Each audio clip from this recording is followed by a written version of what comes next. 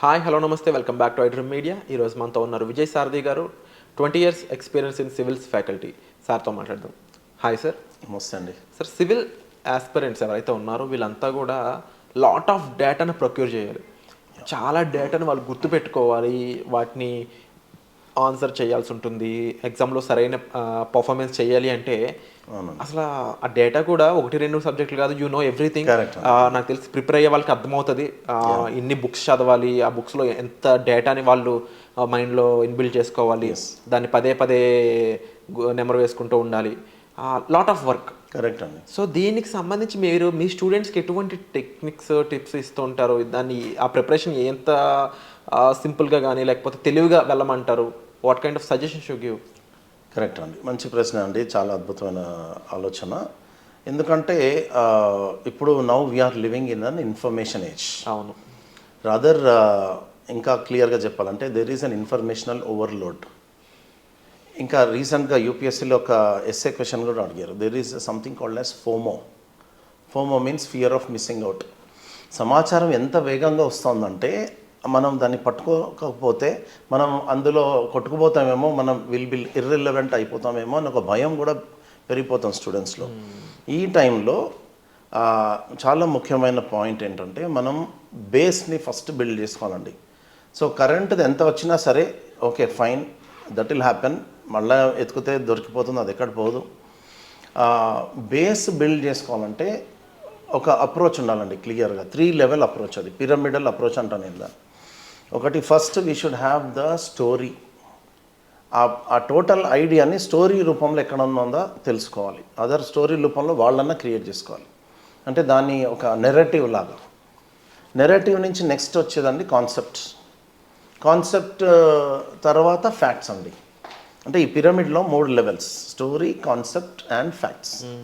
కానీ స్టూడెంట్స్ ఎక్కడ they will be misled అంటే వాళ్ళు ఏమనుకుంటారు, ఇంత పెద్ద ఎగ్జామ్, ఇంత వాల్యూమనస్ ఇన్ఫర్మేషన్, మీరు చెప్పినట్లుగా tons and tons of information, I need to remember facts అనుకుంటారు.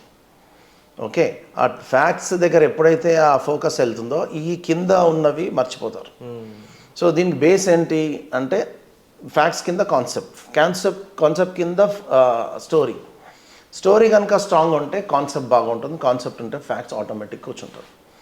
నా కాన్సెప్ట్ ఏంటంటే, ఫర్ ఎగ్జాంపుల్ స్టోరీ పక్కన పెడితే కాన్సెప్ట్ ఇంకా కొంతమంది స్టోరీ దాకా వెళ్ళలేకపోవచ్చు, కాన్సెప్ట్ని అయితే పట్టుకోవచ్చు. Concept versus facts. నేను ఒక చిన్న వాళ్ళకి దృష్టాంతం చెప్తా, simile. You take a crown and jewels. అంటే ఒక పెద్ద కిరీటం తీసుకోండి, ఆ కిరీటం మీద చిన్న చిన్న ఇవి ఉంటాయి కదా, diamonds.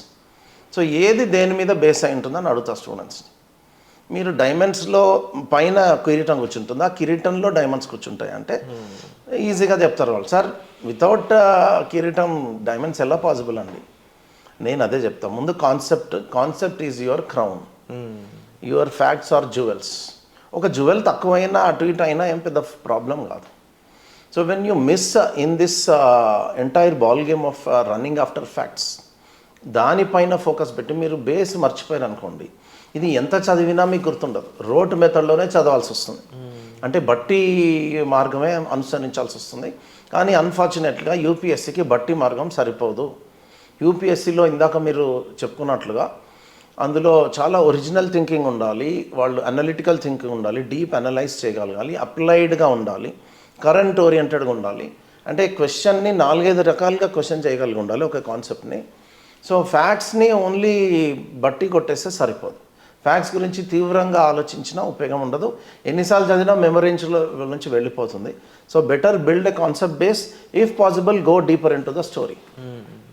That is my suggestion to the students. So wonderful sir. And sir, మీకు ఏమనిపిస్తుంది ఇప్పుడు మీరు ఇన్ని రకాలుగా టీచ్ చేస్తుంటారు స్టూడెంట్స్కి, ఇంత కాన్సెప్ట్స్ బిల్డ్ చేస్తూ ఉంటారు, ఇన్ని ఐడియాస్ బిల్డ్ చేస్తూ ఉంటారు, మీకు ఎప్పుడైనా మీ స్టూడెంట్స్ అయ్యో వీళ్ళు టైం వేస్ట్ చేస్తున్నారే అంటే స్టడీ హాల్లో కనిపించాల్సిన వాళ్ళు బయట ఏ పానీపూరినో ఏదో తింటూ కనిపించిన తప్ప అనట్లేదు, వాల్యుబుల్ టైంని వాళ్ళు యూటిలైజ్ చేసుకోలేని అప్పుడు మీరు చూసినప్పుడు ఏమని ఫీల్ అవుతుంటారు యాజ్ ఏ టీచర్? అండ్ ముఖ్యంగా స్టూడెంట్స్ అందరికీ ఏం చెప్తారు? స్టూడెంట్స్కి అందరికీ ఒకటే చెప్పేదంటండి. ఒక ఎక్స్ట్రాడినరీ ఎగ్జాంపుల్ చెప్తా అండి. రైట్, ఒక కంపెనీ ఉండేది, ఒక సంస్థ, సాఫ్ట్ బ్యాంక్ అని. నేను ఒక ఈనాడులో ఎక్కడో చదివాను చాలా నాళ్ళ క్రితం. ఆ సంస్థ ఓనర్ తన కెరియర్లో 5 లక్షల కోట్లు అమౌంట్ పోగొట్టుకున్నాడు. చాలా నష్టాలు చూశాడు లైఫ్లో. 5 లక్షల కోట్లు పోయినాయి. మళ్ళా ఒక 26 సంవత్సరాలు కట్ చేస్తే అంటారు కదా, 20 ఇయర్స్ తర్వాత he has again rebuild that. 5 లక్షల కోట్లు ప్లస్ ఇంకా సంపాదించాడు. చాలా పెద్ద సంస్థ, అది తెలిసి ఉంటుంది మీకు. అంటే ప్రపంచంలో ఎంత డబ్బు పోయినా మళ్ళా మనం సంపాదించుకోవచ్చు. కానీ ఈ మొత్తం ప్రపంచంలో డబ్బంతా తీసుకొచ్చి ఒక సెకండ్ని వాపస్ తీసుకురమ్మనండి ఎవరినైనా. So even a single second that is lost is gone. And you ask a person who has missed that 100 meter photo finish. 100 meter Olympics running చూస్తారు కదా, 9.78లో సెకండ్ ఉంటాడు. 0.1లో పోతుంది. అంటే ప్రపంచం నంబర్ 1నే గుర్తుంచుకుంటుందండి, సెకండ్ వాళ్ళని గుర్తుంచుకోదు. సో మీరు అట్లా ఈ టైంలో best time of your youth ఉన్నారు ఇప్పుడు. సో బిట్వీన్ 20 and 25, 30 ఈ గోల్డెన్ పీరియడ్ అంటారు లైఫ్లో. ఇది పోతే మళ్ళీ రాదు. ఎంత ట్రై చేసినా you will not get this time back. When you miss this even a second, then you are gone. So ఈ టైంని యూటిలైజ్ చేసుకోండి. Definitely there is a time for relaxation. If you're having a structured plan, strategy, ఇందాక చెప్పుకున్నట్టు పట్టు ఉండాలి, ప్రాథమిక అంశాల్లో పట్టు ఉండాలి, అప్లైడ్ నాలెడ్జ్, కరెంట్ నాలెడ్జ్, వీటిల్లో బాగా డీప్గా ఉన్నప్పుడు అప్పుడప్పుడు రిలాక్స్ అవ్వచ్చండి, పర్వాలేదు. కానీ not on a daily basis. And మీరు చాలామంది సివిల్ ఆస్పిరెంట్స్ చూస్తూ ఉంటారు హూ ఆర్ నాట్ ఏంటి అంటే willing to go to extreme levels. Correct.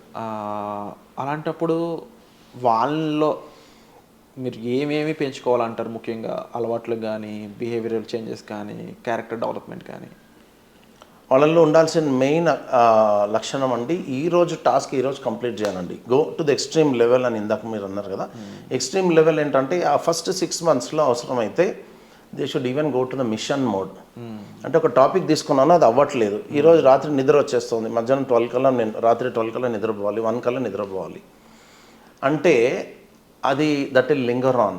Next day మళ్ళీ ఆ చదివే అవకాశం రాకపోవచ్చు. Some times during the earliest days ఆ మిషన్ మోడ్లో కూర్చొని కంప్లీట్ చేసేసేయాలి. అది కంప్లీట్ చేసేసి దాని మీద బేసిక్ ఒక ఐడియా వచ్చినాక దెన్ యూ కెన్ రిలాక్స్. చాలామంది ఎగ్జామ్ ఇంకా వారంగా ఉండగా లేదా 1 month ఉండగా అప్పుడు ఎక్కువ వర్క్ చేస్తుంటారు. అది ఇక్కడ వర్కౌట్ అవ్వదండి. ఇంకా అనవసరం స్ట్రెస్ ఎక్కువ, ఎగ్జామ్లో పర్ఫామ్ చేయలేరు. నా పాయింట్ ఏంటంటే రివర్స్ ద పిరమిడ్. అగైన్ ఫస్ట్లోనే ఎక్కువ చదివేసేయాలి, మిషన్ మోడ్లో అన్ని కంప్లీట్ చేసుకోవాలి, task based strategy, time table పక్కా దాన్ని అమలు చేయాలి.